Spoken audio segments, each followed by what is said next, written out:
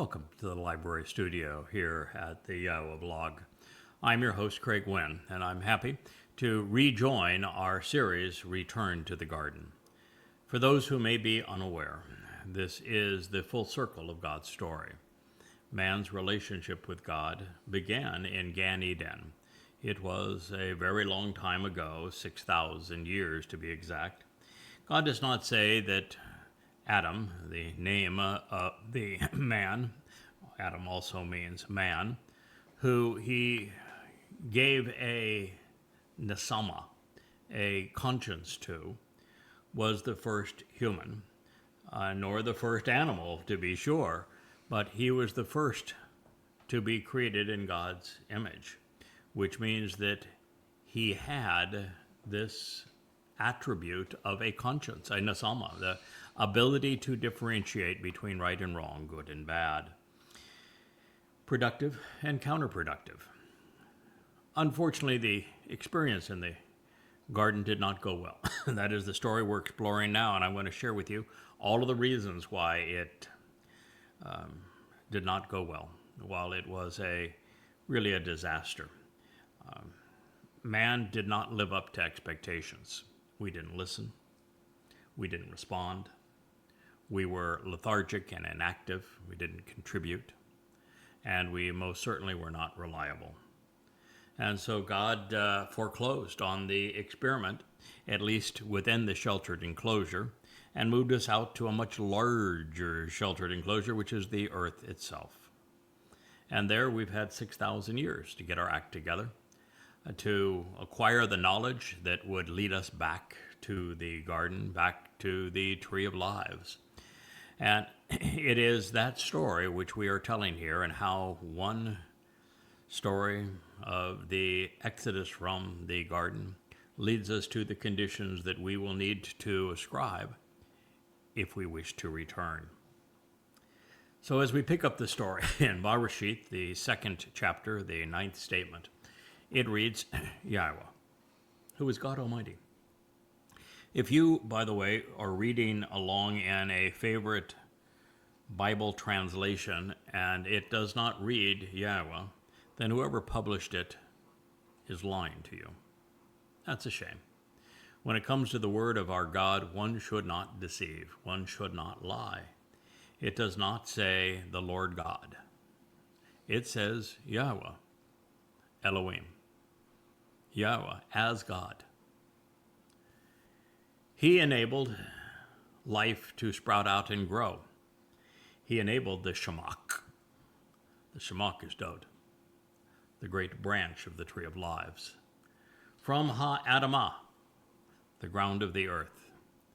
Ha-Adamah is the bloody red man of the earth who, as the parah, the productive bull, will purge the guilt of Yisra'el prior to Dowd's return, doing so on Teruah, so that the great homecoming can transpire on Kippurim. These two men were initially linked by way of the greater and lesser luminaries of Bereshith Genesis 1. They're the two men who serve as signs for the Moedim, these restoring witnesses to the eternal testimony. And here we find these same two individuals presented first as the shamak, the great branch, and the Adamah, this bloody red man who emerges from the ground of the earth. And that isn't the end of the unification of these two characters in God's story, because we're about to be introduced to and discuss this relationship between the two trees, the Tree of Lives and the Tree of Knowledge. This then represents tree as singular, and it says the entire tree, which is a productive, upright branch with firmly embedded roots, branches which reach up to absorb the light of the sun. It is from etzah, which means to provide counsel and advice through diligence and effort on the entirety of the plan and the purpose of developing a backbone while overcoming challenges to advocate for the proper response. That is the purpose of this tree.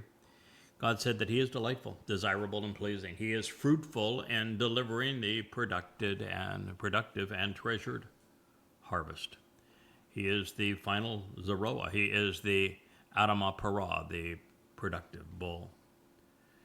All to visually portray that which is clear and comprehensible, conveying a supernatural revelation. He is the observant foreigner that will convey as Dod's Bashar herald the very plan that God will fulfill over these next 8 years. And all of this is beneficial and good, productive and pleasing, something to consume if you wish to be nourished. And then here are those two trees. They are the equivalent of the greater luminary, the Gadol Ma'or, and the Katan, the lesser Ma'or, luminary of Bereshith Genesis 1, presented on the fourth day, as the two men who serve as the signs as the Moedim are fulfilled. Here it's Ha'etz, the tree of Chaim, of lives, of being able to survive this life and enter an eternal life with YAHOWAH. Dowd is the Tree of Lives because he fulfilled Passover, opening the doorway to life. And of course, he was in the center of God's plan, living around year 3,000, 3,000 years from the garden. And it would be 3,000 years after Dowd's first passing to return to the garden. He was in the center, the middle, the midst of the Gan, Ha-Gan, the sheltered garden, this protective, covered, and defended enclosure designed to promote and sustain life, along with Ha-Etz, the tree, the other productive, upright life that was committed to provide counsel and advice through diligence for the purpose of overcoming challenges and to advocate for the proper response, also masculine singular, of Ha-Dayath, the knowledge, the acquisition of information, with a focus on the application of discernment and judgment for the purpose of perceiving and comprehending. It is from Yada, to know, to be familiar with, and to understand. Good and productive. Tob, that which is beneficial and proper, favorable and desirable, agreeable and pleasing, as well as of bad, that which is evil, harmful, wrong, erroneous, corrupt, morally inappropriate, malignant, disagreeable. Bereshith in the beginning, 2:9. And of course, there is so much more. This is because Yada, as the Choter, is the tree of knowledge. God said so when he called this tree the Etz Dayath. And he said in his presentation of the Choter, presenting him as an observant branch, a Netzar, as one who has roots, Shemesh, and as one who would be the Etzah of Dayath, the spirit of Etzah, the spirit of Dayath. He is the tree of knowledge. That is the nature of the Choter. Just as Dowd is the tree of lives, having opened Passover's door. And all of this is because the Gadol Maor, the greater luminary, fulfilled Passover in year 4,000 Yah, consistent with that narrative on the fourth day in Genesis 1. And it is the lesser luminary that reflects his life so that you might know of it and capitalize upon it. So collectively, these are among the greatest discoveries ever made, pursuant to God, and they are all derived here for you by Yada as the Choter and as the tree of knowledge, regarding Dowd as our Savior and as the tree of lives. Without Yada, one who knows, as the Etz Dayath, there is no life beyond human mortality, because the means to the Bayeth through the Moed in the Torah, as enabled by Dowd, would have remained unknown. And That is the lesson of the garden, of the Torah, and of the prophets, as revealed by Yahweh. Whether you like it or not, Yada plays the essential role in Yahweh's plan to restore his son's acclaim, so that God can reconcile his relationship with Yisra'el just less than 8 years from now. These things known, I surely wish I had derived all of these conclusions sooner, but of course, better late than never, and it is now especially timely, because prior to coming out of the closet and admitting that, there was a group that claimed that they spoke for a mommy god. Well, when they emerged, it took me right back to this, because I knew that the story of YAHOWAH reflected the instigator of that cult. And as we returned, it is then that we discovered that they had also been wrong when they denounced the role of the Choter and claimed it was messianic. And now we know otherwise. Choter is the tree of knowledge. Unless you want your Messiah to be a tree, in the sense of the tree of knowledge, he is not messianic. The Messiah is the tree of lives. That's why he fulfilled Pesach. The other fellow, he's the tree of knowledge, which is why he wrote a series called YadaYahowah, and 35 books, all available free for you at YadaYah.com.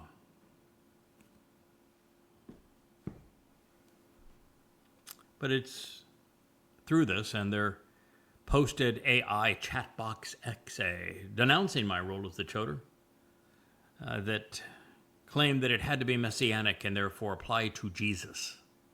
And, well, they were wrong in every report, but by bringing us here, back here again, to analyze God's testimony, we made one of the greatest discoveries ever. So I'm grateful for that. The Choter stem and sucker is giving the fallen and neglected tree new life, such that it is productive again, bearing fruit.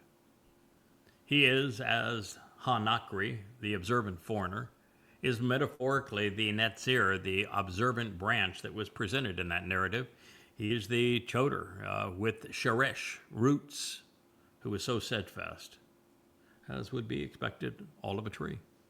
And consistent with Yahweh's depiction, Yada is Parah.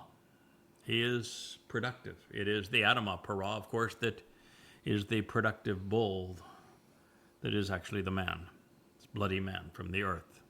He is the one who fulfills the Teruah harvest and the sacrifice of the Adamah Parah in anticipation of Dowd's return. Yes, Yada is the Katan Meor, the lesser luminary, and the Etz Deah, the tree of knowledge, because he is Yada, the one who knows. He is prophetically portrayed as the Choter, the stem, and as the Adamah Parah, this productive and bloody man of the earth who is a bull. Enabled by the 7 Ruach of Yahweh, his primary purpose is to direct the world's attention to what Dowd has accomplished, to make him the Gadol Meor, the greater luminary, to recognize him as the Etz Chaim, the tree of lives. And then, at the end, he offers himself as a sacrifice to fulfill Teruah and purge the remnant of Yisra'el so that they're prepared for the king's return. So using Yahweh's Ruach of Benah, of understanding, Yada has made the connections to comprehend that the story of the garden is prophetic. It's not just history. For those that would say, oh, maybe there's a garden account, some other lore, therefore it was just pilfered, it's mythology. No, it's prophetic. It's talking about what we are experiencing and will experience over the next 8 years. It depicts where we have been and where we're headed, as well as how we're going to arrive at our intended destination. The Etzah Council of the Trees is the fruit of the Etzah Dayath. And it is being offered by the Choter as the Nesh banner as presented in Isaiah 11 in the treatise on the Choter and conveyed throughout YadaYahowah. And we are told prophetically that Yahweh will raise this Nesh, this banner, written by the Choter, regarding the fruit of the Etz Sa'adayath, to call his people home. For the doubters and naysayers, I understand. It's a lot to absorb. We're just, 2 chapters into the Torah, and we have pushed the boundaries of human comprehension well beyond what has been previously considered. But that is proof in and of itself. And what we will soon discover is that between Barashith 1 and 2, Dabarim 18 and 29, Bamidbar 5, 11, 12, 13, 14, and especially 15, and then 19, Yahweh has made his case on behalf of Dowd and Yada, on behalf of the ram and the bull, the greater and lesser luminaries, the trees of lives and of knowledge. Then, over the next 10 centuries of prophets, God affirmed this same story and the relationship between these men perhaps 1,000 times over.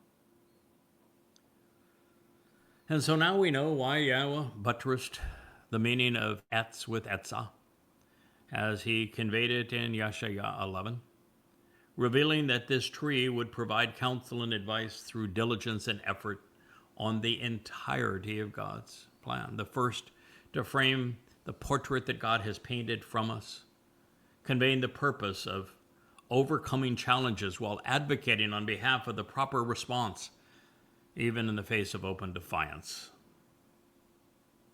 Precisely what God was communicating to us. Just as Etz becomes Etzah, along with other spiritual attributes afforded the Choter, as he is a singular male, the same applies to Par Bull, proving productive when conveyed even in Yeshaya 11 as Parah.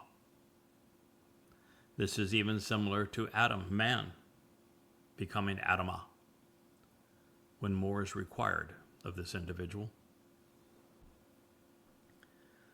Building on our foundation of knowledge, Etz is related to Etzab, a verb with the added connotation of performing by shaping and fashioning a picture or image of something, particularly one that God is trying to convey, such that it is properly framed.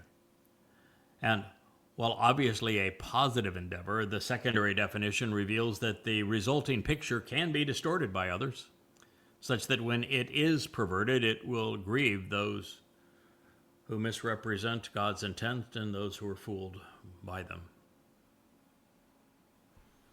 Additionally insightful, when trying to process all of this, we learned that this Etz tree, Asab, making him one who works for another.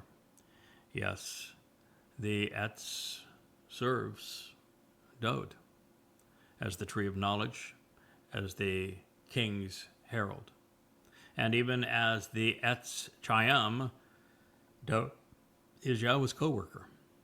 We both do the job of our supervisor, whether it's as the king requested, which is what the tree of knowledge does, or the Tree of Lives, as he even heralds his sovereign, his father. Additionally, relevant to this discussion, Etzeb describes hard work, and that it has been an endeavor that is particularly difficult, one that is challenging, requiring considerable effort, even as the process can be mentally anguishing at times. I talk to friends regularly about really how hard life can be. We've had 2 members of our inner circle who have lost loved ones, a father-in-law and a mother here just recently. Another is suffering marital separation and life can be tough. Our beloved Shannon that came through here and has met most covenant members had to endure the most bitter of all pills, the passing of his son at 17 years old. It's tragic.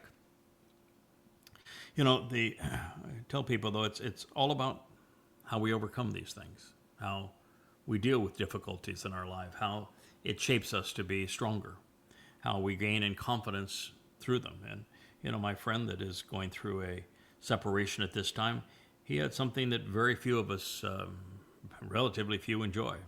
And that is a really, really good marriage for a very long time. Two people who were exceedingly good and loyal to one another, who have raised marvelous children.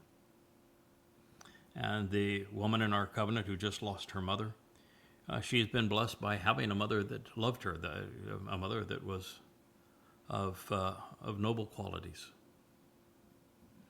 And my good friend who has recently, not recently, but some time ago, lost his son at 17, a drive-by shooting, that he had the great distinction of knowing that his son came to know YAHOWAH and advocated on behalf of the covenant.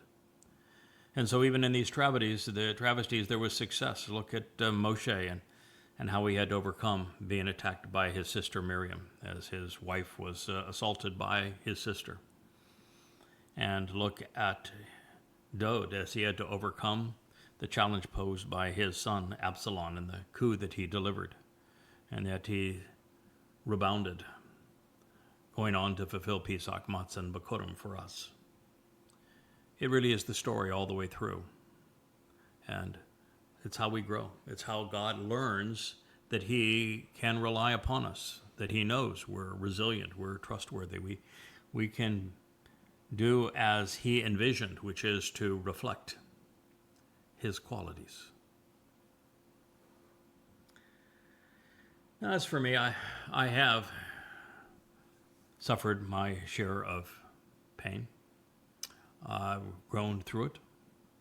And I don't think I would trade any of it, because it's helped hone the character that I have today, the confidence that I have today. And I have now invested 24 years of 12-hour days in YadaYahowah. Sure, it's been rewarding, but it's also been anguishing at times to see its insights twisted and, even worse, sometimes ignored. But even this was something YAHOWAH anticipated, a realization that will become evident when I present the motive for the fall of man. It is as it should be. Now, fascinated by the possibilities, while noting the profoundly important role that this tree of knowledge plays, because God's not going to mention the Tree of Lives again. The story revolves around the Tree of Knowledge. He may be the lesser of the two trees, but not at this time. He may be the lesser of the two luminaries, but again, not at this time. That will change soon enough, and I'll be delighted when it does. But you need to know this story revolves around the Tree of Knowledge and of those who covet it prematurely. Tree also plays a major role in the reawakening of Yisra'el so that they come to understand who Dowd is as the Messiah and King, our Savior, the very Son of God, on the cusp of Israel as a mortal remnant returning to the garden. So let's consider our King's reference to Atzah, as I have shared with you, which is the actionable root of Etz tree. Its loan use was by Dowd in the 16th Mishal word picture proverb. It's clearly prophetic of the frustrating experience with the deranged cult of mother goddesses that have been so hostile to us, trying to defame YAHOWAH, Dowd, and his herald. It reads, the one who closes, I should say, the one who shuts out advice and counsel regarding the totality of the plan, and its purpose and the instruction that is provided after consultation and calculation to assist in the proper decision-making process. Their eyes to the proper and full accounting and overall determined value of this thoroughly considered and recording plan. That one is like an annoying insect, a malicious blood-sucking mosquito in hypocritical pursuit of slanderous and malicious speech to discredit and to defame. Hallucinating while causing a perverse and irrational reaction. Becoming entirely evil, determined to advance that which is completely wrong, and doing so in the end by perishing in their own depravity, fulfilling the destructive nature of what is now prophetically pronounced regarding them, as they are miserable, malcontents, both ruinous and wicked. That was Proverbs 16:30. Now, since it is likely that Yahweh inspired Dowd, in this case, to write these words, God knows them, this belligerent cast of characters, better than I, and he isn't impressed. And so it is enlightening and edifying to witness the way God supports and defends those who serve with him, who advocate on behalf of his Son. By following his example, our steps are guided. And even here, as we ponder the implications of the Tree of Knowledge in the context of the woman who would covet it, YAHOWAH, we find an explanation of exactly what the modern incarnation of YAHOWAH has done by prioritizing her desires over Yahweh's instructions. So after introducing these two trees, the of lives and knowledge, God identified the river, which came out of Eden. He said that it was used to water the Gan, which I suspect is because Yahweh will cause a great upwelling of water to emerge from the Temple Mount, commensurate with the sacrifice of the Adam of Parah, thereby keeping these accounts properly synced. That's when we read the story of the adulterous woman in Numbers 5. We hear about all of the water mixed with ash that will purify this woman in anticipation of her being betrothed to her returning king, Dowd. So Yahweh revealed that this Nahar, this stream of enlightenment and joy, Parad, that separated and Haya came to exist as four Rosh leaders, would actually be Moshe, Dowd, Elia, and Yada. Although at this time they were known as the Pishon, the Gishon, the Shekekel, and the Parath. But their story is depicted in Bereshith 2:10 through 2:14 for us to decipher.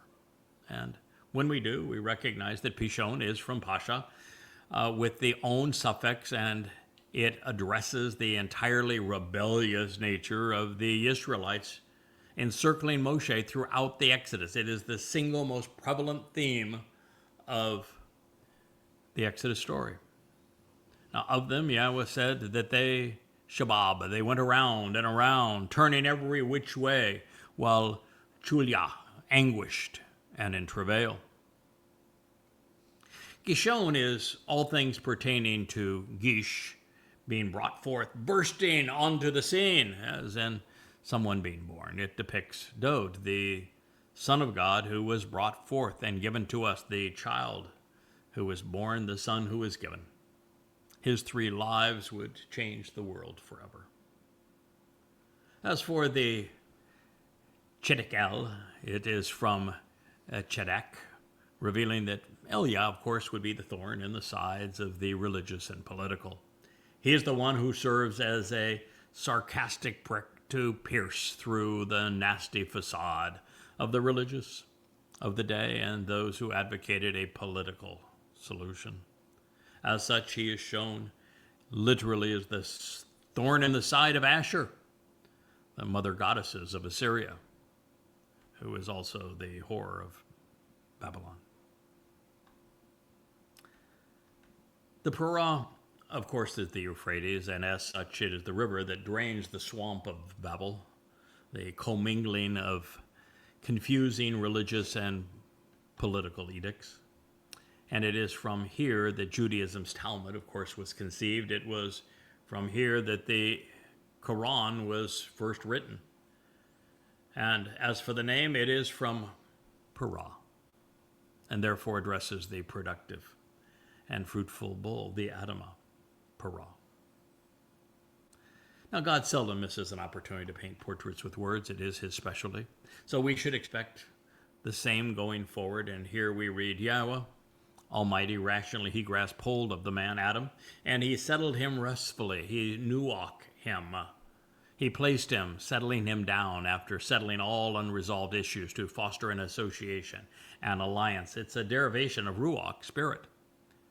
In the Gan, in this sheltered garden of Eden, of great joy, total satisfaction and favorable situations. And he was settled here to abad, to work it.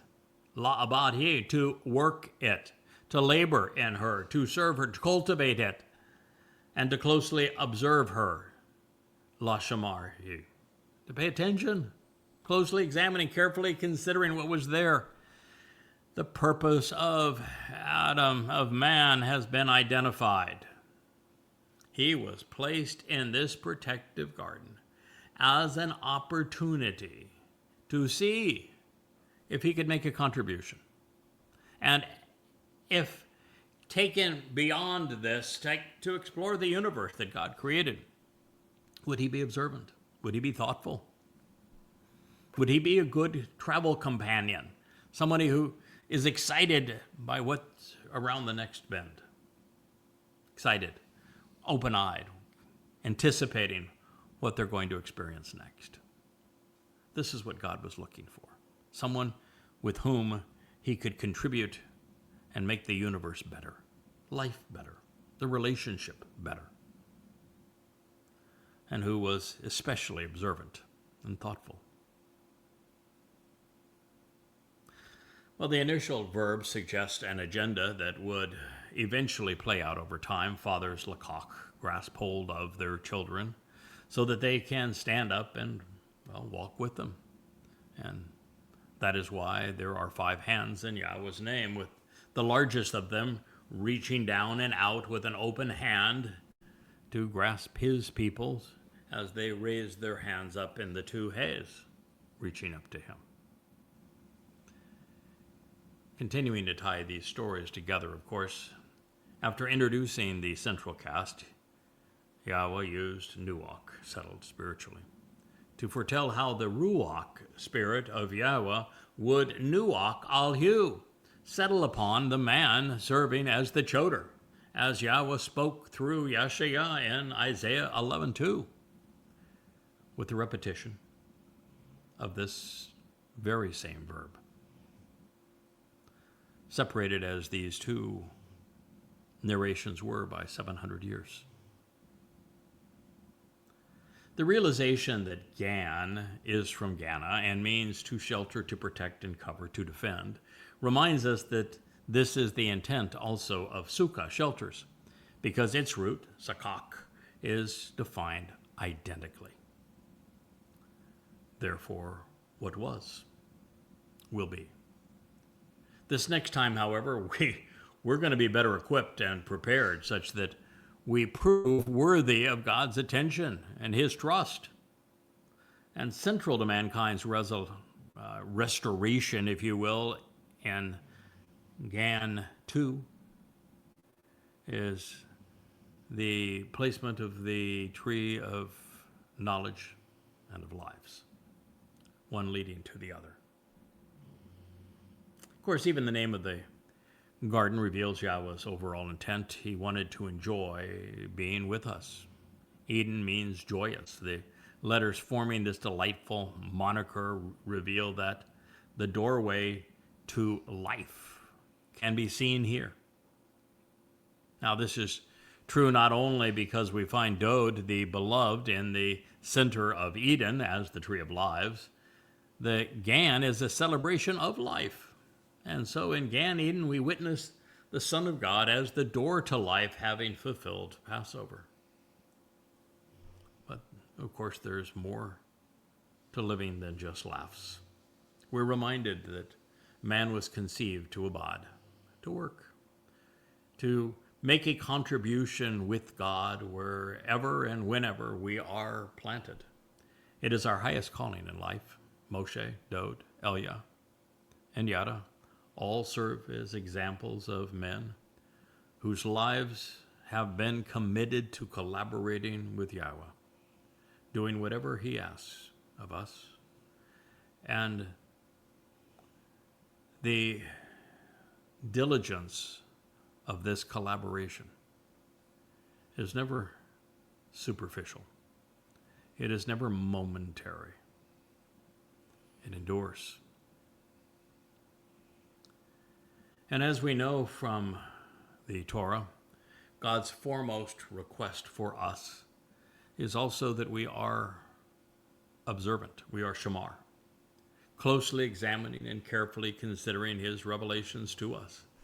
That is because he wants to take us through the universe that he has conceived and wants to have companions that are excited by what they witness, what they consider. When we do these things, of course, we're rewarded, as has been the case with this examination of what occurred in the garden, paying attention to the characters in the story as well as to the trees.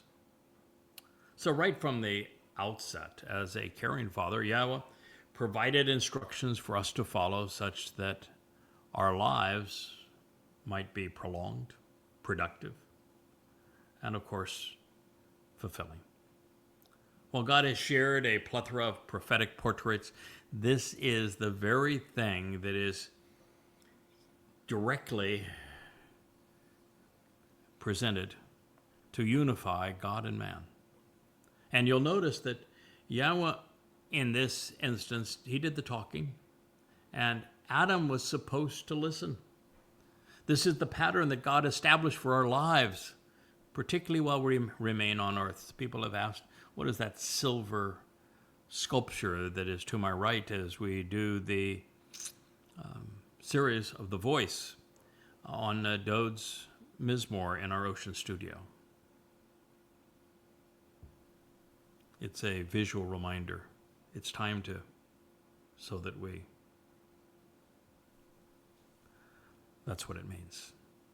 Stop praying. Start listening if you want to be on the same page with Yahweh. So this reads, Yahweh Almighty, he provided direction concerning the man, Adam, saying, from every tree of the Gan, this sheltered garden, you may continually and actually eat. Barishith, Genesis 2:16. When Yahweh started and shared this instruction and conveying it in the Peel Imperfect, he revealed that it was for the man's benefit and that it would affect his life in a meaningful and ongoing manner. This is to say that the shawah, the direction, was enabling and it was sustaining. Moreover, just as a friendly reminder here, throughout we find Yahweh, of course, continuing to speak in the masculine and singular voice. Now, while it's subtle, all actually means that God was over the man in close proximity, but not beside him. All of God won't fit in our universe, much less on one planet or in one person or in a sheltered garden. When we read about God doing something, it's always as a result of him projecting an aspect of his nature and influence into lesser dimensions. And speaking of the other guy, as we know, Ha-Adam, literally rendered, it means the man, whereas Adam is simply a transliteration of the Hebrew noun. So God was hovering above the man, projecting an aspect of his nature. So before we press on, you'll note that Yahweh said that Adam could eat from any tree of the garden with akal, eat, repeated for emphasis. This is important because Chawa misrepresented this instruction in her discussion with the serpent. Then when addressing the tree of knowledge, a call was negated and not repeated, then buttressed by the imperfect conjugation to say, you should not make a habit of continually eating from it. This is because as a consequence during a day, you will absolutely die, with muth repeated here again to underscore the consequence. Also, Yahweh's subsequent instruction pertained exclusively to the tree of knowledge. This is because he didn't want its purpose preempted or its fruit consumed before the door to life was opened by his beloved son, Dowd. He said, however, from the tree of Hadayath, knowledge, of Tob, good, proper, productive, and pleasing, and Ra, bad, wrong, troubling, and harmful, do not make a habit of continuing to eat. Don't do so from it because of the consequence. During a day, by defining and depicting yourself as having consumed from it, you will come to personify death. You're going to die, ceasing to exist forevermore. Genesis 2:17. You see, there was no religious, political, or conspiratorial consumption in the garden, no militias to corrupt anyone, no lies, no liars. So there was no merit in perusing and education on what's wrong with these counterproductive human contrivances. Now, as someone who has written 13 books systematically refuting Christianity, Judaism, and Islam, I know that the process of excoriating these plagues is laborious. It's frustrating. Indeed, it can be miserable at times due to the proliferation of malignant notions and, well, a plethora of logical fallacies. And even then, there was no point to condemning that which wouldn't actually exist for millennia. Not then. Well, God realized that someone had to eventually repudiate religion in order for his people to finally be free of this plague. The endeavor had to be properly timed to combat the religiosity of the last 2 millennia.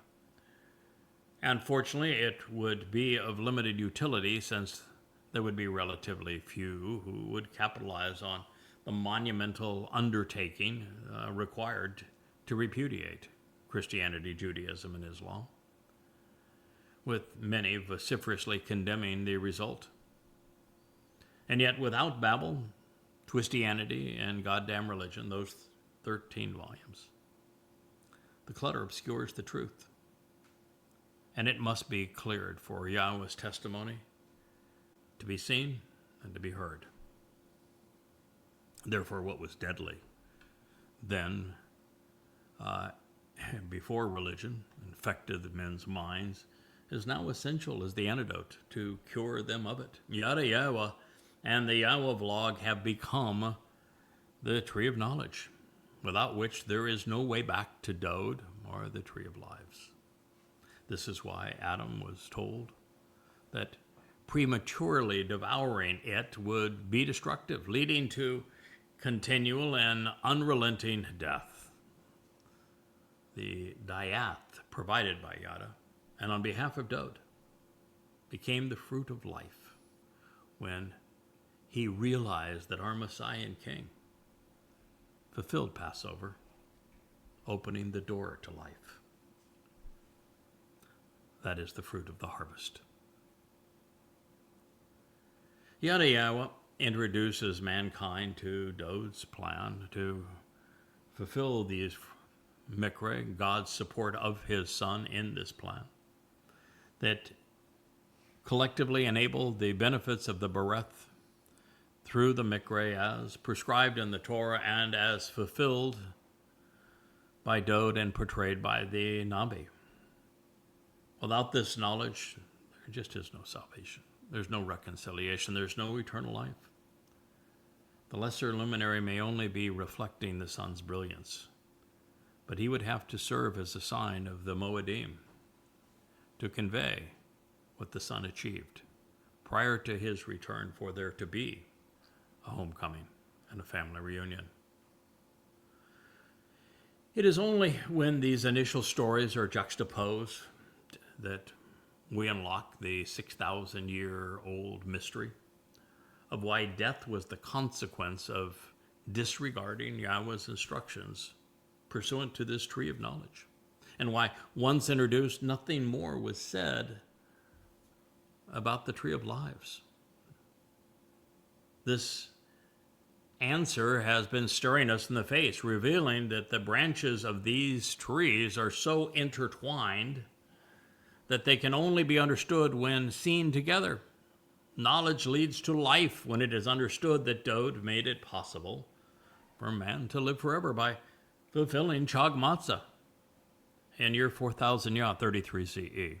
And even then, after doing so, the Tree of Lives would remain unknown until the Choter stem revealed what the Shamak, this branch representing Dowd, had achieved. Yes, even in the Choter and the Shamak, they are stem and branch, just as they are in the greater and lesser luminary. Had this discovery, of course, gone unnoticed, had one not served the other, a day would come when the earth would have been swallowed in death, and man would be no more. The Etz would have to become Chokmah and then Benah by Yahweh, such that the Etzah could be Parah, fruitful, regarding the Dayath, the knowledge of Dowd.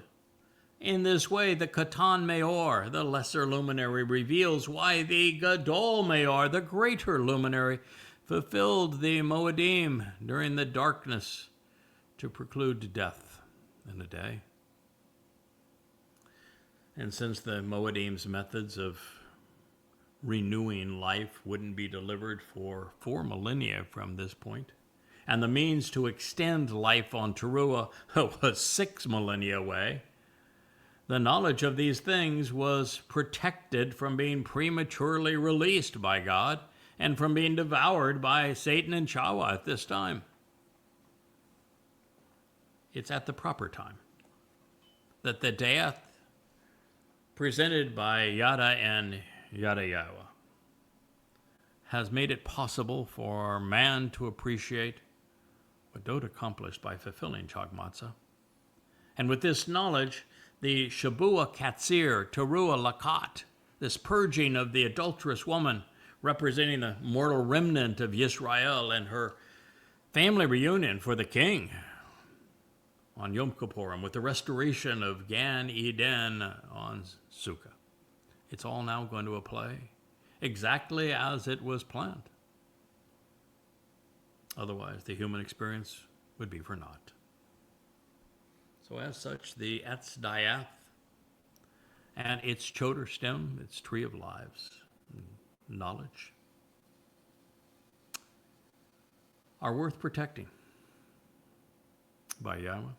And this explains why Satan and Chawah wanted to devour it, thereby depriving it of bearing its fruit in season. God had a mission to accomplish, a timeline to honor.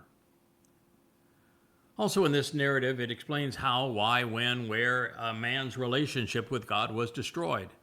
This is something which must be understood if it is to be restored and resolved, right? And for this to transpire, the lessons that very few have considered must be presented so that they're understood.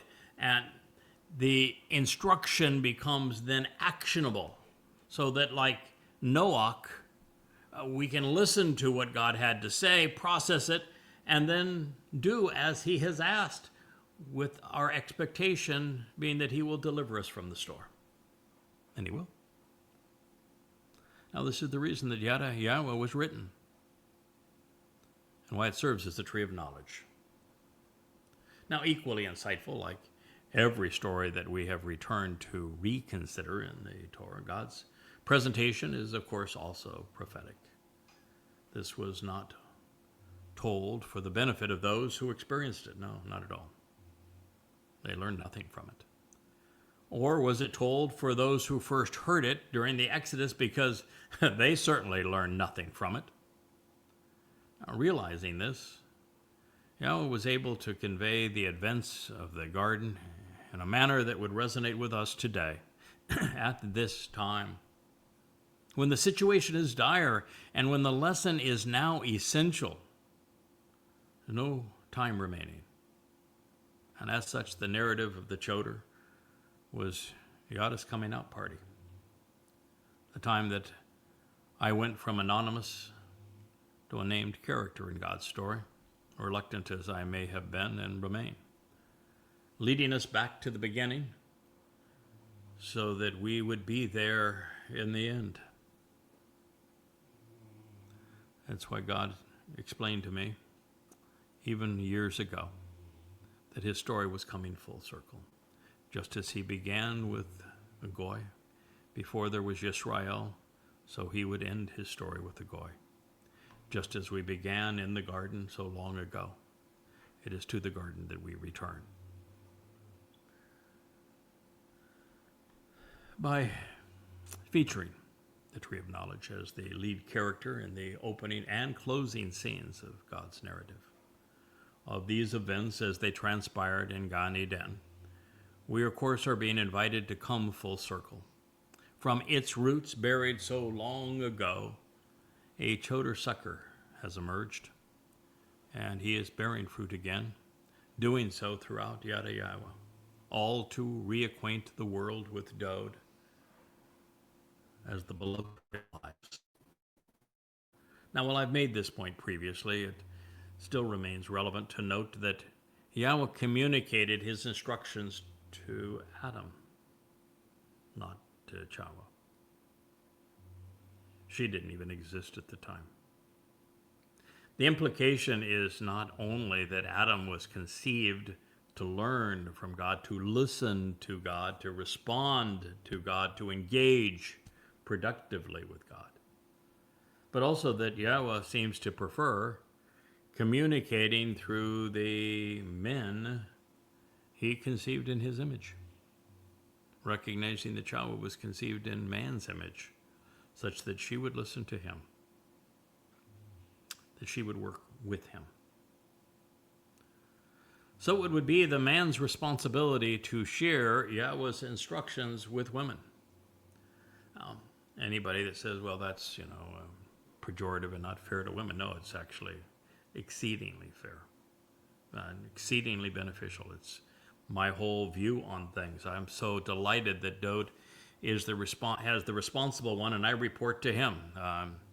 He delivers the edicts, and I respond. It is a much better life to be the person who is taken care of in this regard, who is taught, who gets to learn. It's Dowd's relationship with Yahweh. It's my relationship with Dowd. I cherish it. So did he. So should you. So immediately thereafter, we read something with the haunting implications. Yahweh Almighty said, "It's not good, productive, or beneficial for man, Adam, to exist alone by himself. So I will engage and continually act on his behalf, providing and producing for him a helper and supporter, an Ezer, one who assists and serves, a positive influence who rescues, aids, renews, and provides benefits with the strength and power to accomplish these tasks, like his corresponding counterpart, describing that which is straightforward, right for him, and open to him in his immediate proximity. His Neged, Genesis 2:18. Well, the lessons here, I think, are sevenfold. So let's consider them. First, this means that Yahweh created Adam to enjoy a relationship with him, but it didn't work out. Otherwise, why would God say it's not good for man to be alone? If he was going to continue with him, that wouldn't be a problem, would it? So it means that God created Adam to enjoy a relationship with him, and it did not work out, and God was withdrawing. I don't think anyone has ever told you anything like that before, but isn't that profound? And that's the only rational deduction that can be made from this testimony. Second, this makes it obvious that woman was added to the equation to be with the man. God said that it was not good for man to be alone, but he did not mention himself. He didn't say it's not good for God to be alone. He said it's not good for man to be alone. And so the woman was created so that man would not be alone. That's profound too. Third, Adam was to work with God while YAHOWAH was to work alongside Adam. So while quite literally woman was conceived by God, it was to help and support man. That's what God said. You can challenge him, you can disagree with him. I wouldn't recommend it. I think I would learn from it and say, why did God say this? Because it just worked better that way. We are synergistic. When man goes out and brings home the rabbits, he goes and risks life and limb to provide food, to build shelter, to protect his woman, his family, to be the provider. And life does work out better when the woman supports the home, children, her husband. That's just the way life is most synergetic. It's why men are mostly cerebral and women are mostly of the heart. We work best together that way. Anyway, this is what God is saying. We can ignore it or ponder it and deduce understanding from it. I think that the latter is the better choice. Fourth, it was in man's image that the woman was created, not God's. She would be his counterpart and correspond to him. And that's significant because there are those who want to promote the myth of a mother goddess and use the idea that male and female were committed in the or conceived in the image of God, and that made God a hermaphrodite. It's not true. Not what God says at all. Quite the opposite. As profoundly as these three insights are for our appreciation of the garden narrative, the fifth lesson is one few have even considered. The only reason that God would have made this statement is that his intent was to part company with man, leaving him. And for this to have been the case, man had to have been a disappointment to God. We failed in the very things that God outlined: work and being observant.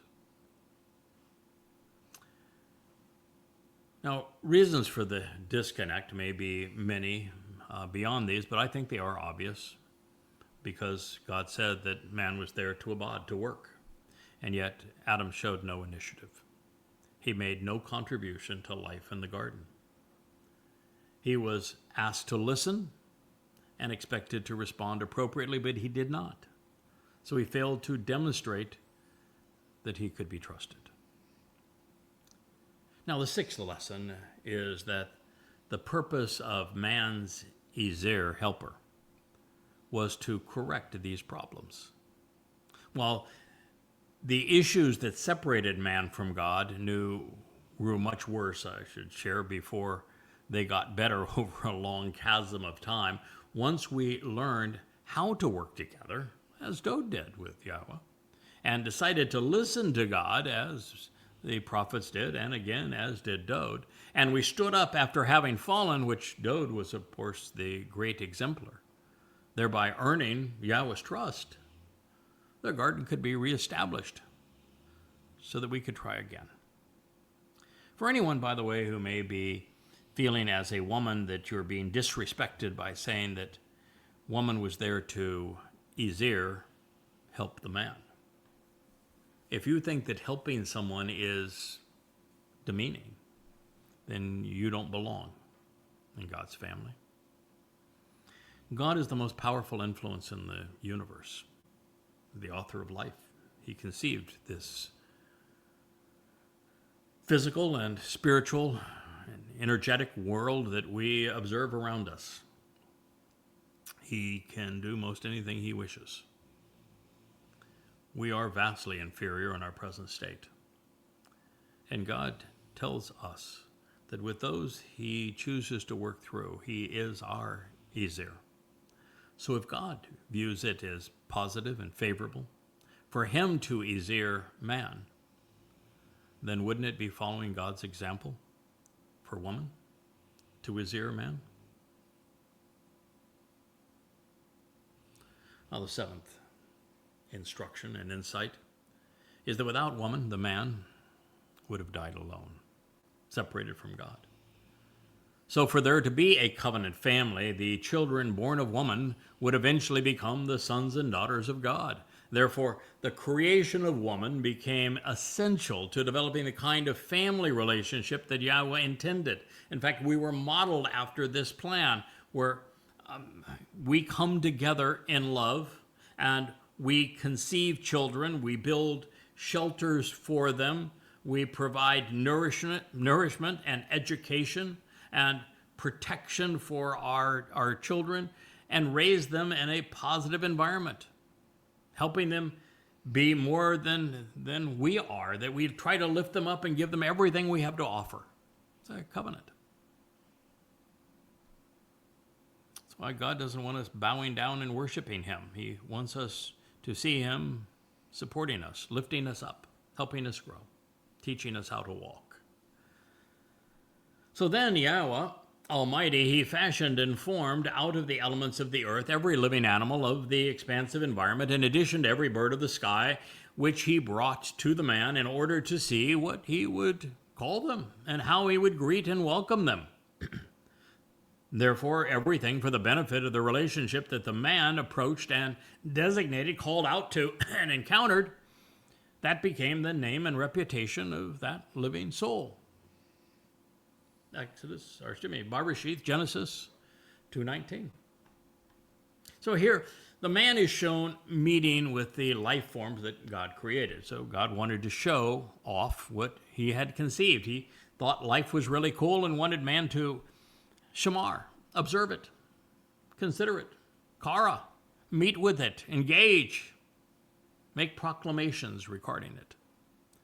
Well, I'm sure God would have preferred man to have been more interactive in this situation. It nevertheless serves to define Yahweh's purpose in conceiving life. And in this case, he not only took the time to share his creative genius with the man by memorializing it, he made certain that we would be aware of this special moment of time. And as it would transpire, this is not only the lone interaction between man and God, it may also be the most relevant. And that he is not depicted doing any of this with the woman. Now, you can make of that what you will, your choice. Now, it's also interesting that the verb kara here suggests that there was dialogue between the animals and man. And I think that is something we will also enjoy going forward. So you'll note that every life form was said to have had a soul. That is also interesting because so many religions make such a big deal of a soul, and a soul is common to all animals, and your soul is exceedingly valuable to you. It's valuable to me, and you can elongate its life by capitalizing on what we're sharing with you here. But you need to know that all animals have a nephesh, and with it, it's, by the way, it's a feminine noun, and that does not turn males into females. But with it, you have the opportunity to perceive your environment and respond to it. Now, I have shared previously that I made way too much of the distinction of the ruach being feminine, and of course, nephesh is also feminine. And just because we have a nephesh soul that is feminine doesn't turn us into women. unless you are a woman, and then you're a nephesh, feminine soul. I guess that's a nice mesh. But it's the same thing with ruach. God has a ruach that does not, and by the way, God also has a nephesh, doesn't make YAHOWAH a mother. Of course, this is the insistence of the cult that has been so nasty towards us and towards Yahweh's name and towards Dowd's accomplishments. Oh, just as this experience with the animals was conceived by Yahweh as a learning experience for Adam, such that the nature of the Torah and the Nabi has become more better comprehended by all of us as a result of these reviews. I have now gone back to considering why God's narrative regarding the trees in the garden and Chahwah's response is so prolific. Why God devoted so much energy to telling us about them. And, if some of this seems familiar to it, because a couple of months ago we devoted an entire family hour to the commonality between Chahwah and some annoyances that we were experiencing. And, this is essential to us, because now here we have absolute proof that the Choter that is presented in Yashayah is indeed the same individual as the Etzah Dayath, this tree of knowledge. And we understand how these spiritual attributes come together. And I would not have noticed this gift of the Ruach to the Choter, who is masculine singular, had not God made this connection for us between Etzah, adroitly identifying the Choter with this Etz tree in the garden. So I would say what's at issue here is perhaps the most important lesson of all. It's the more we shamar, as God conceived Adam to do, to be observant, the more we yada come to know. The more we yada come to know, we begin to understand. Doing so by chokmah, thinking intelligently. And eventually, after decades of study, we can produce the fruit offered by the Etz Dayath, this tree of knowledge. That's the purpose of the Choter, making his nesh sign. YadaYahowah. Now, this is to say, Yahweh has given us what we need to know and understand. But the process often requires a lifetime of work. It is not a data dump. It's a process. Just as we have witnessed here in the garden, we are not given chokmah, but instead afforded the means to it. And this is how it will be forevermore. Making eternity interesting, making it productive for both God and for man. And that means we must constantly discover new things, learn as a result, grow as a consequence, refine our conclusions based upon the evidence we are examining, correct our mistakes, build upon all that is verifiable and true. It is how we grow. And without growth, neither we nor God can be infinite or even interesting. Now, if we were to return for a moment to my misappropriation, whereby I pushed the envelope of Hebrew grammar too far regarding the Ruach, my projection of femininity was germane to this story. It appeared necessary to explain something Dowd later resolved when he became the Tree of Lives. So in this case, I learned from our king.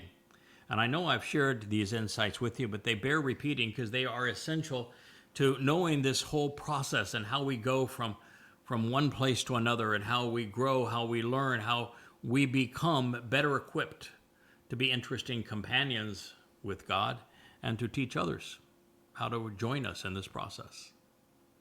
So at issue with me was the mechanism behind Matsah, which is the Mowed where the fungus of yeast is removed from our souls. My confusion was over why we were asked to approach the Isha, which is the feminine rendering of fire, doing the mikra. Since there was a prophetic reference to the Ruach as a garment of light, I thought perhaps maybe God resolved this issue of our guilt by covering us with this garment of light, projecting it into the symbolism of the fire as presented during the fulfillment of the mikra. That seemed reasonable. However, matzah is not about the addition of something, but instead the removal of the contamination of religious and political guilt. It's not about light, it's about taking it into the darkness of Sheol. So the moment I came to realize that Dowd's Bashar body fulfilled Pesach, opening the doorway to life, and that his nephesh soul carried our guilt away, depositing it in the darkness of Sheol on Matzah, never to be seen again, my conjecture regarding the Spirit's garment of light became unnecessary clutter. So at this time, I also came to realize that I had been wrong regarding the Ruach even departing from Dowd during his fulfillment of Pesach, Matzah, and Makodim. And this is because YAHOWAH told us explicitly that the Ruach would never separate from him. And of course, that means that the Ruach protected Dowd's Nefesh in Sheol and facilitated his release. This then means that the Ruach has to be a projected power and influence of God, not God himself. But that's not the end of what can be deduced from this, because it leads to another relevant assessment. You see, since the Ruach entered Sheol, the place of separation from God, the Spirit cannot be YAHOWAH. The Ruach is instead a projected manifestation of YAHOWAH's influence. I have the seven spirits of YAHOWAH, including the Spirit of YAHOWAH, the Ruach of YAHOWAH. That does make me God. It means that God is projecting his influence into me. So this is why the Spirit of YAHOWAH can be offered to a man, as is the case today with the Choter, without that man becoming divine. The Ruach, as the depiction, as it is depicted in Yeshaya, Isaiah 11, explains, contributes to, empowers, enables the intellect, understanding, counsel, courage, and knowledge of the Choter, so that he can more fully appreciate all that YAHOWAH has to offer and share it effectively. The Spirit is, therefore, the most powerful and capable tool at YAHOWAH's disposal. As for the Ishe, the fire during the Moedim, there was a better interpretation of that, one that I missed until we were doing a series of shows showing it outside, because it provides a powerful lesson for us all. You see, fire transforms dead and dying organic matter, physical beings, transforming them into light and to radiant energy. And of course, this is symbolic of the superior vessel that YAHOWAH intends for our souls, so that we can discard the limiting and decaying nature of our physical bodies, because they keep us here on earth when God wants us to soar through the stars with him. We can only do that when released from our physical bodies. Someone keeps on posting that, science has found a planet conducive to life 40 light years away, just 40 light years away. And then the next post you'll see the following: science has found a planet conducive to life just 20 light years away. And now there's one today: science has found a planet conducive to life just 4 light years away, which means it's near Proxima Centauri. Well, the only problem with that, it's a red dwarf, and red dwarfs are too volatile to have life. And as I said, all right, so in the first instance, it's 400,000 years one way. In the second instance, it would be 200,000 years one way, 400,000 years round trip. And even in the, celestial neighborhood, it's 40,000 years one way. So, I'm sorry. You want to get off this planet? you can't have a body. Not a wee little body, not a body at all. It has to be, your soul has to be completely enveloped in light and energy. So fire transforms us. This is the metaphor that God is trying to convey so we can discard our limiting and decaying nature of our physical bodies and eventually leave Eden and leave Earth to explore the universe with Yahweh. When our nephesh is encapsulated in radiant energy and light, we are not only perfected and immortal, we are enabled and empowered and enriched. And by such a great magnitude in science, well, the transformation is measured in the square of the speed of light, the fastest thing in the universe. Now, this progression from a thoughtful interpretation of a vastly superior comprehension of Yahweh's methodology comes with observation and contemplation, building over decades. And the beauty of this process is that it becomes exponential. The more we know and understand, the better equipped we are to deduce a myriad of previously unseen insights. And we grow in our comprehension with God as a result. We are now growing exponentially. And having written now 35 books, comprised of uniquely amplified translations of the oldest extant resources, with the words scribed of man's religious corruptions, that I have come to learn more about Yahweh than anyone since the last of the prophets 25 centuries ago. There were thousands of profound and unheralded insights to share, with the proper pronunciation of Yahweh's name and the recognition of his beloved Son's achievements foremost among them. But that's when it became especially interesting, because now I'm finally in a position to educate Yehudim and Goyim and invite both to return to the garden, serving the purpose that the Tree of Lives can perform by way of performing as the Tree of Knowledge. So it's only after that I had written an entire library of volumes, many a dozen times over, and finally returned to Prophet of Doom, updating it as the 5 volumes of goddamn religion, that Yahweh announced that the marginal utility of newer editions of the YadaYahowah library would, well, be less valuable than what we'd achieve with the efficacy of a vlog. And all of the time that I was spending updating the previous volumes for all we have learned, there was no way we were going to reach God's people or fulfill the prophecies that were made of the Anachri and how he would speak to God's people. The last time Rich and I went over it and said, okay, we've learned so much that if we went through all of the books right now, first of all, by the time we got to the end, we'd have to start all over again because, well, we'd learned so much going through the process that we would have to start all over again to add to what we were adding to, that if I were to take half my time, 40 hours a week, it's a lot, half my time, 40 hours a week, and I were to do a page in 10 minutes to examine the translation and examine all of the commentary and update it all to bring it up to the current extent of what our knowledge is, not only would the volumes probably double in length, but sometimes that means that you can do 10 pages and or a page every 10 minutes, 6 pages an hour, and you, at the end of the time that you have invested, there's exactly as many pages resulting in the book to edit because, well, you've added that many new pages. But even if you didn't add a page, which, by the way, is impossible with added learning and knowledge, at 40 hours a week would take 2 years, 104 weeks. So we don't have that kind of time. So now it's time for us to do the Yahweh vlog, just as Yahweh had foretold.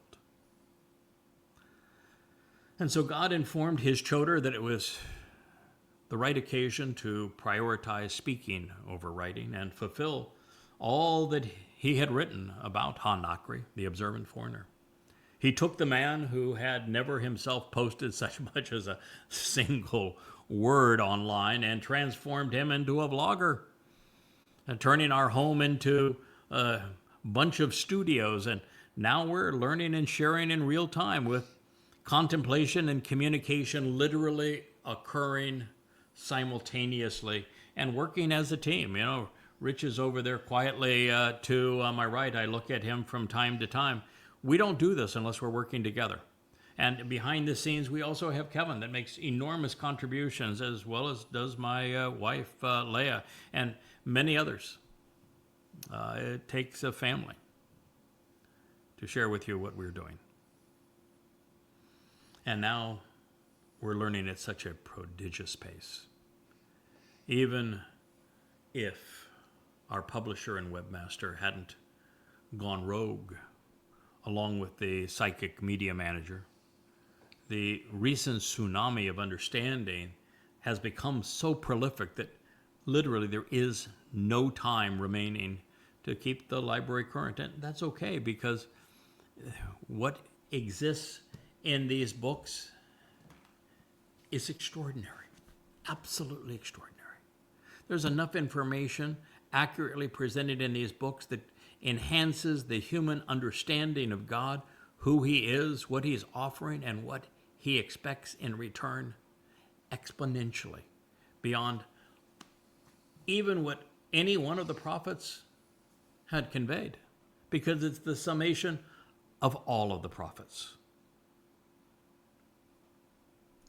So recognizing that YadaYahowah has long been overwhelmingly more than sufficient to lead his people home, the better use of this opportunity was to share what we were discovering in real time.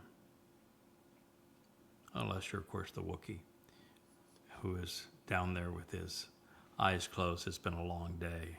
You know, it's a tough job for, I'm here, you're talking about me. Yeah.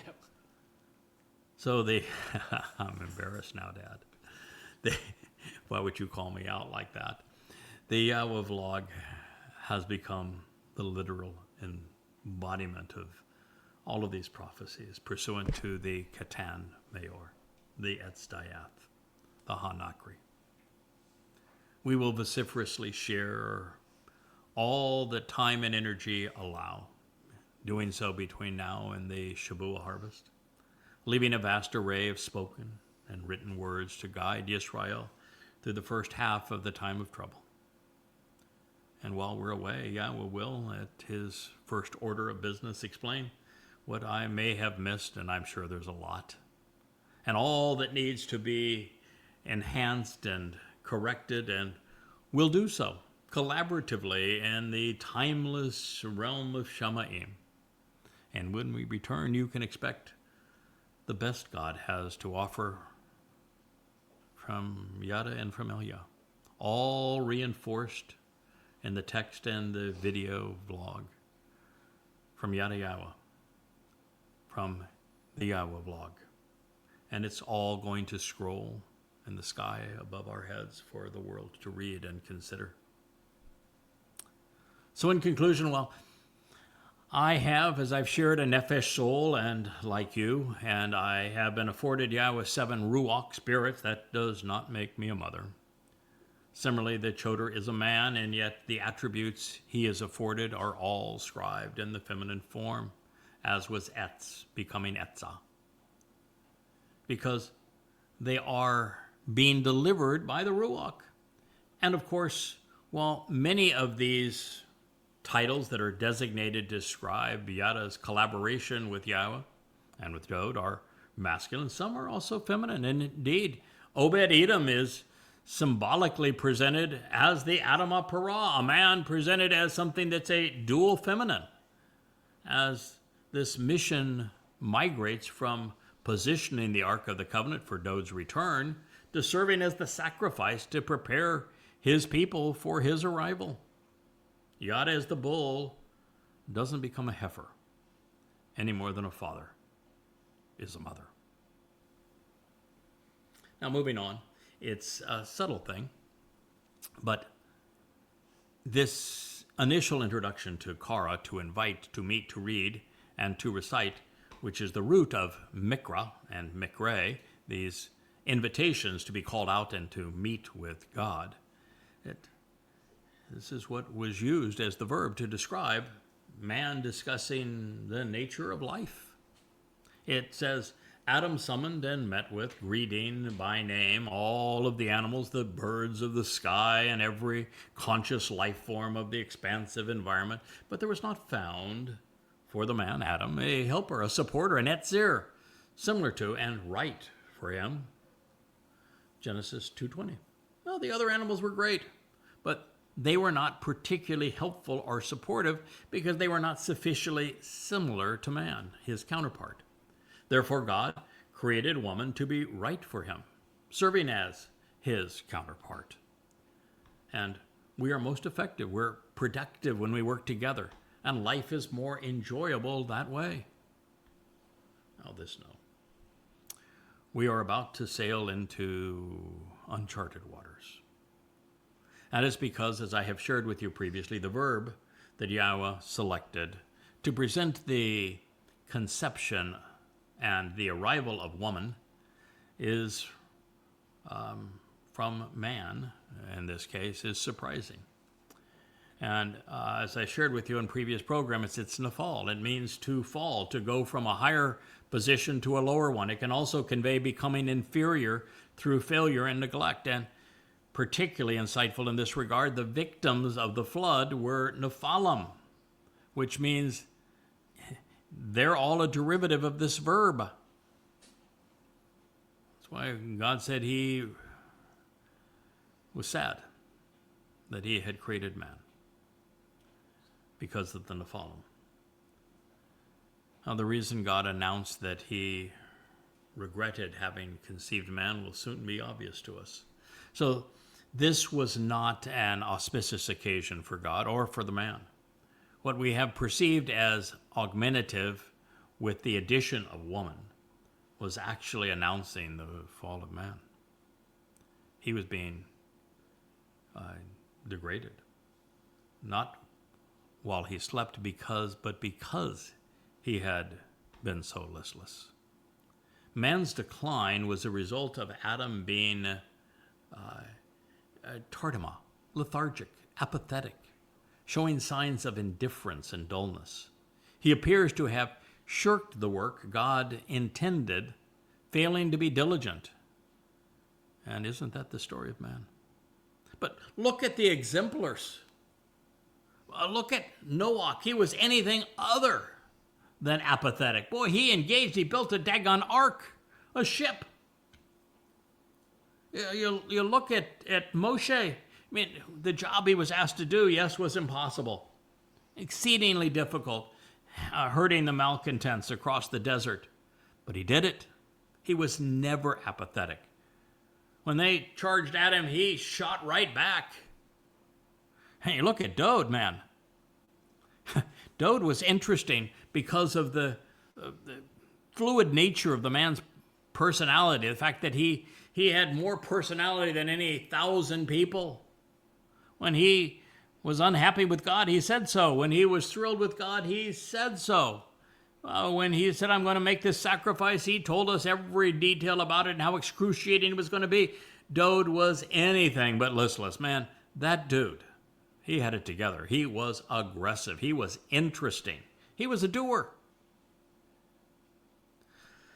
Well, this reads, and I've shared this with you, but it bears repeating. So Yahweh Almighty, he caused the fall.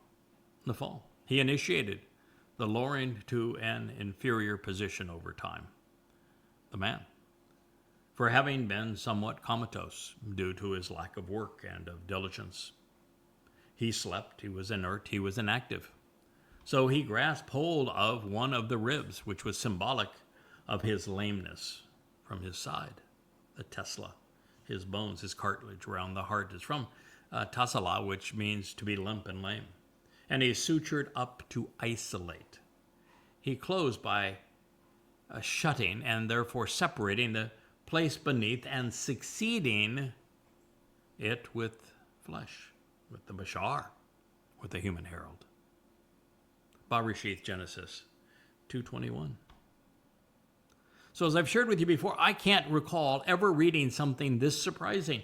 Yahweh has plainly stated that he caused the fall of man. He even announced the reason and the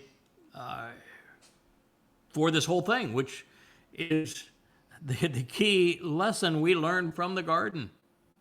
God calls the fall of man because man was a deadbeat. He was listless. He was unengaged. He was uninteresting. He was right next to being comatose. He was inactive. He was inert. So it was a lack of work and of diligence. God wanted more. Adam didn't deliver. So I realized that YAHOWAH has covered considerable territory since introducing us to the concept of nephesh, a soul. And that is not even mentioned here, but it's the inference of what the word means that lingers over all of this. Because our nephesh, as our consciousness, depicts a living organism's ability to observe and to respond to stimuli in the surrounding environment. It is the essence of life, and it is what is being anesthetized here. Man had not been particularly aware or observant or responsive, which made him apathetic. This was not appealing to God, nor compatible with our design. Now, the implications are profound because this astutely depicts the nature of humanity throughout the ages, even to the present moment. The preponderance of people have been and remain appreciably degraded, tragically unaware, lacking initiative due to the neglect of our neshama, our conscience. This is the reason religion and politics have prevailed in controlling the masses, and why it's now or never for the restoration provided by the Tree of Knowledge. We've reached the point in time when the majority have lost the will and the ability to think. And the substitute is now being presented as artificial intelligence. That won't get it done.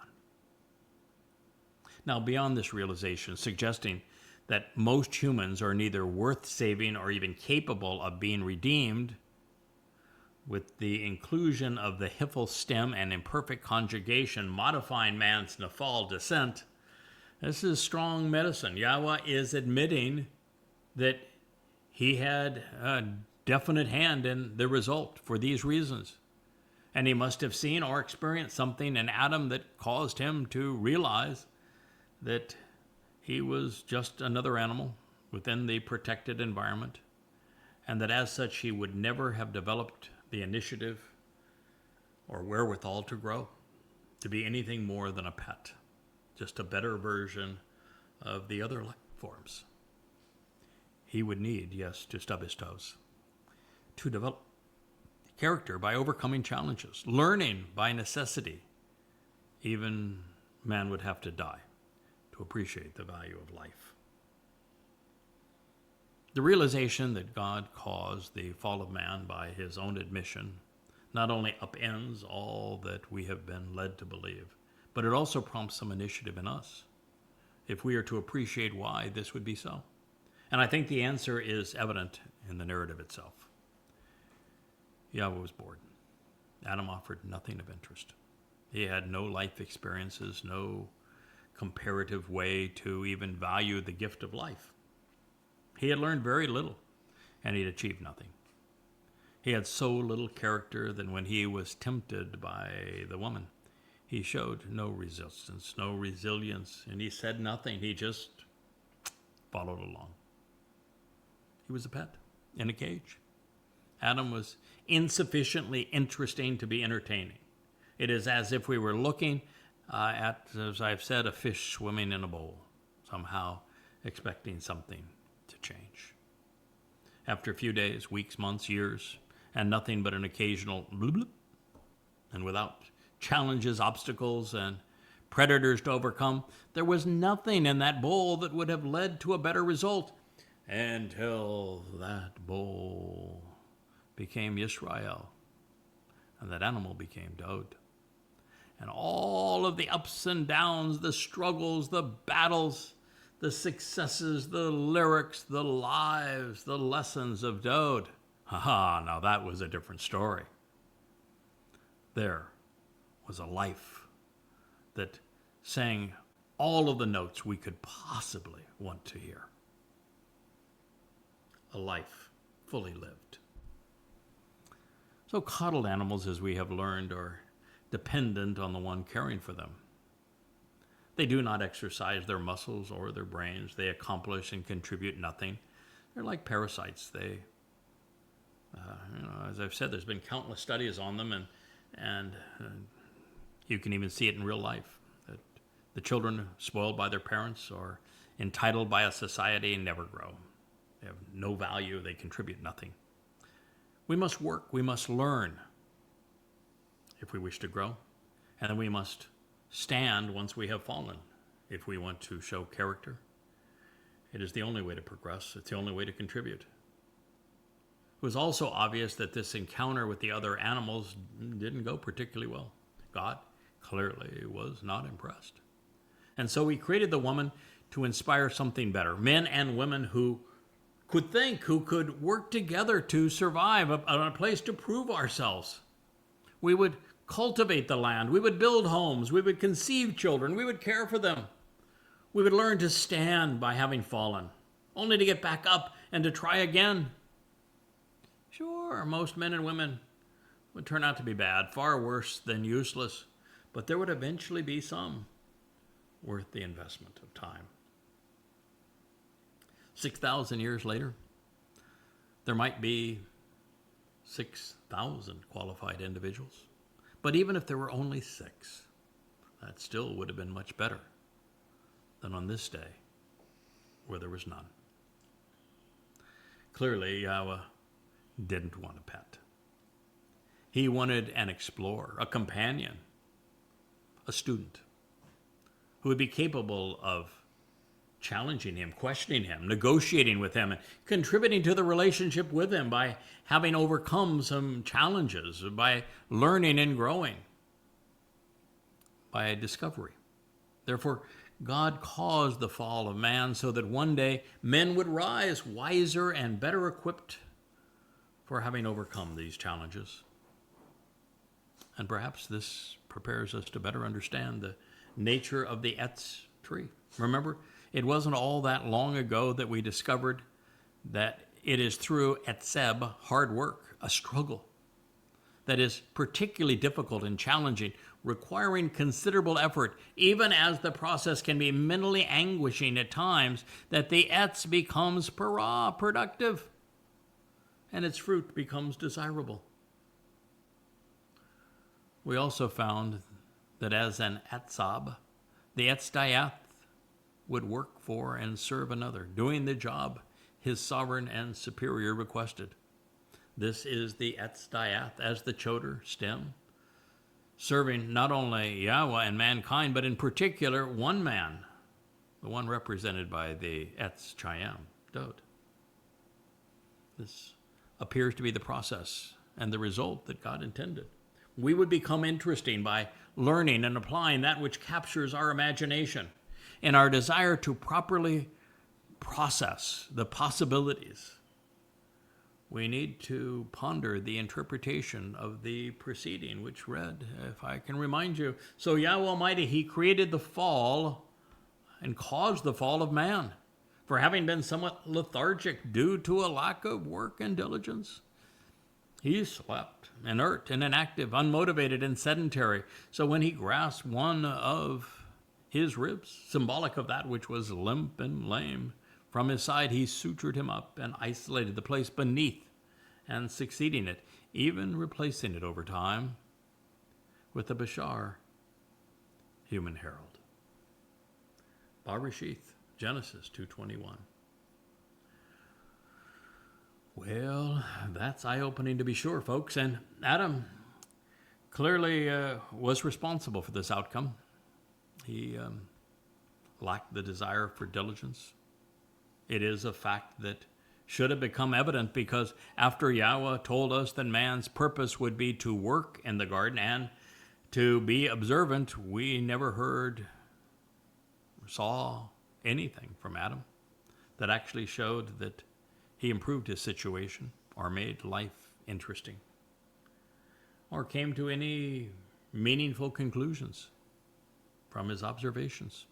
And perhaps this is foreshadowing the arrival of the Bashar Herald as the Etz Dayath, someone who would have heralded Dowd's accomplishments, all for man to return to the garden and to return to the Tree of Lives. At this point, I've already invested, as you know, 24 years of 12-hour days developing YadaYahowah. Sure, it's been rewarding, but it's also been challenging. And far more than most people can even comprehend.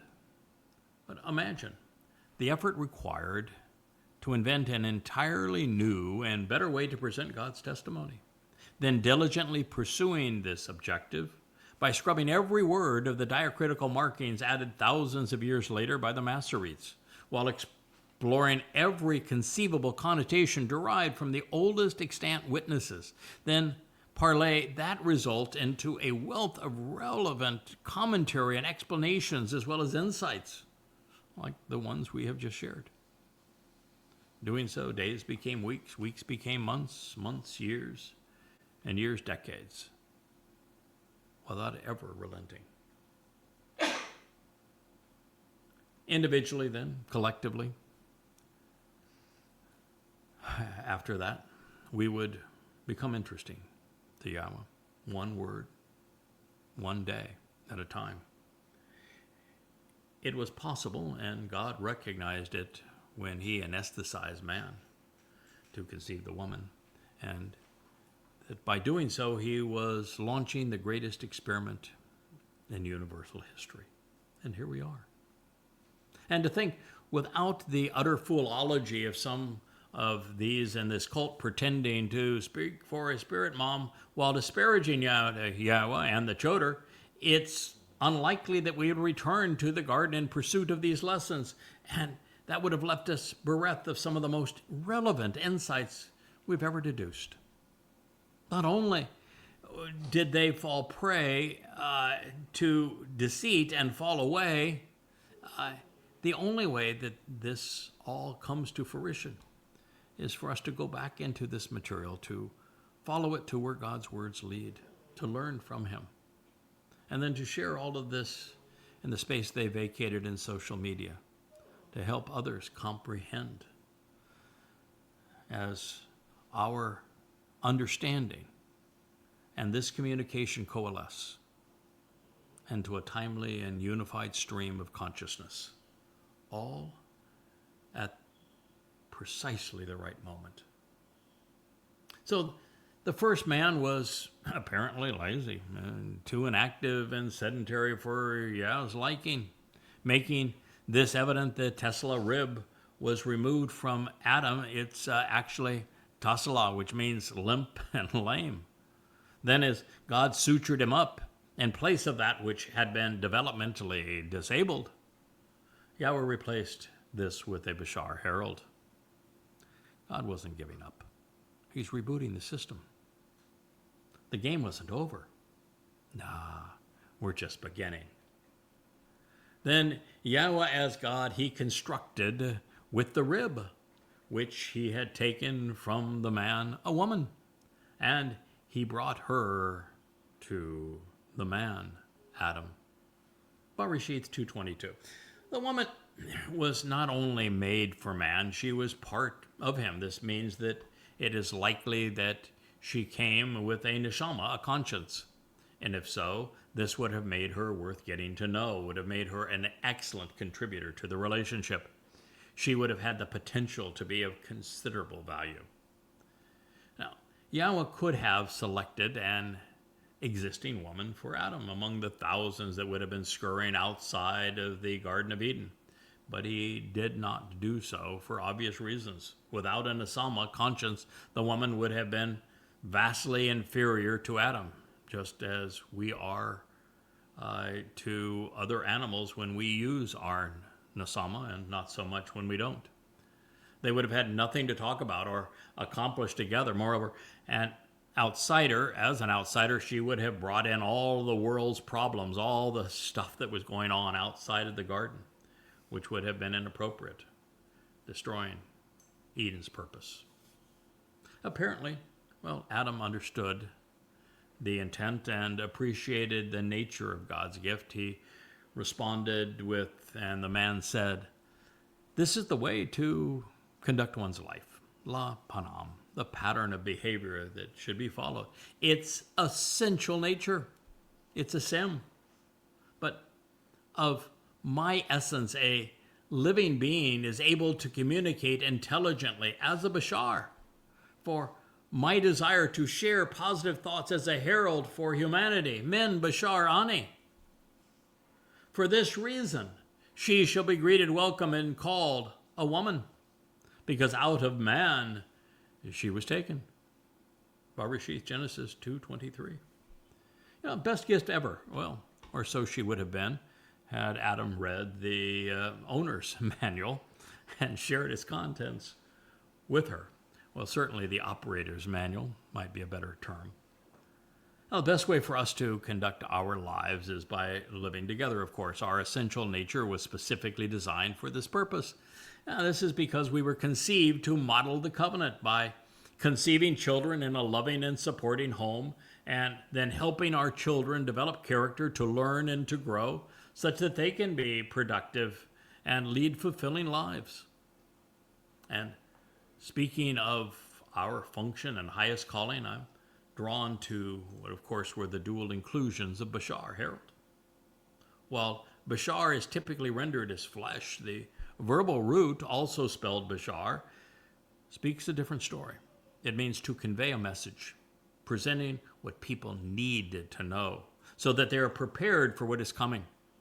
This is to say, we should eagerly trumpet Yahweh's message, proclaiming everything he wants men and women to know.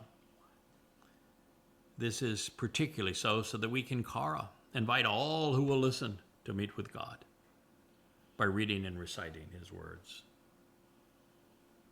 Details can also be intriguing.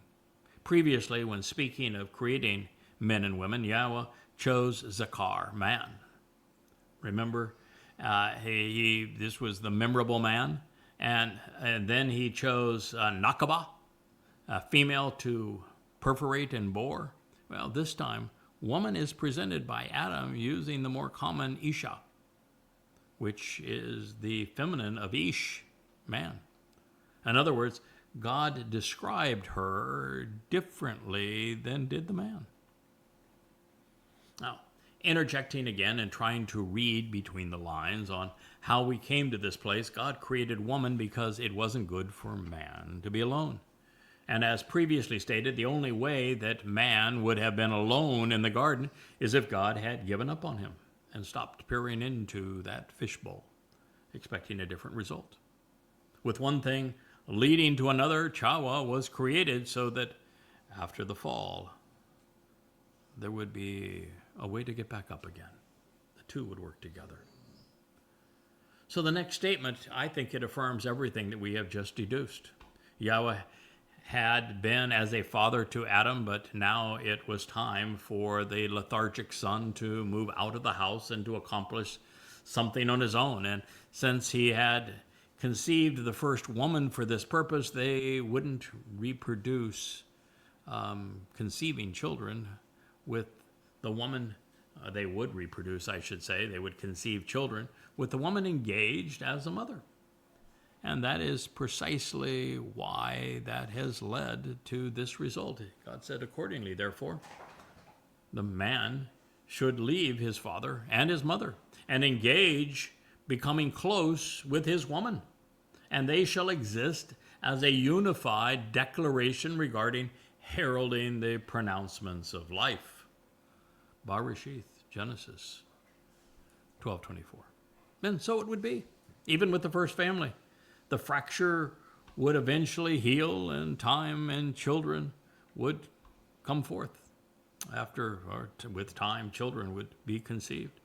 But alas, the journey would not be easy. No, not for humankind. From Adam and Chawa came Cain and Hebel, and evermore Azab, separation. Men and women would not do well on our own recognizance, and yet there would be a pronouncement worth heralding in the end. And we would ultimately achieve results that were worth mentioning and be of like mind and purpose regarding the Bashar Herald when we conveyed the essential pronouncements of life here now in the flesh for all to hear.